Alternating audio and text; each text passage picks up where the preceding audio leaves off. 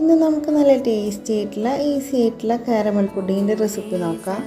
അതിനായിട്ട് ആദ്യം തന്നെ അരക്കപ്പ് ഷുഗറും ഒരു 2 ടേബിൾ സ്പൂൺ വെള്ളം കൂടി ചേർത്തിട്ട് നമുക്കിതൊന്ന് കാരമലാക്കിയിട്ട് എടുക്കണം.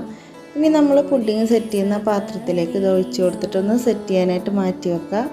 ഇനി നമുക്കിതിലേക്ക് അരക്കപ്പ് ഷുഗർ എടുത്തിട്ടുണ്ട്. അതൊന്ന് പൊടിച്ചിട്ട് ഞാൻ 6 കോഴിമുട്ടയിലേക്ക് ഇട്ട് കൊടുക്കുന്നുണ്ട്.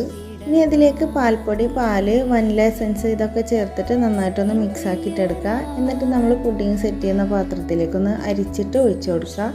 ഇനി നമുക്കിത് സ്റ്റീമറിൽ വെച്ചിട്ട് ഒരു 30 തൊട്ട് 35 മിനിറ്റ് വരെ ഒന്ന് സ്റ്റീം ചെയ്തിട്ടെടുക്കുക. ഒരു മീഡിയം ഫ്ലെയിമിൽ ഇട്ടിട്ട് വേണം കേട്ടോ അത് സ്റ്റീം ചെയ്യാനായിട്ട്. എന്നിട്ടിത് 3-4 മണിക്കൂർ ഒന്ന് ഫ്രിഡ്ജിൽ വെച്ച് തണുപ്പിച്ചെടുത്ത ശേഷമാണ് കേട്ടോ ഡിമോൾഡ് ചെയ്തെടുത്തിട്ടുള്ളത്. അപ്പോൾ നമ്മൾ നല്ല ടേസ്റ്റി ആയിട്ടുള്ള ഈസി ആയിട്ടുള്ള കാരമൽ പുഡിങ് ഇവിടെ റെഡി ആയിട്ടുണ്ട്. ഇതുവരെ ഉണ്ടാക്കാത്തവരുണ്ടെങ്കിൽ എന്തായാലും ഒന്ന് ഉണ്ടാക്കി നോക്കണേ.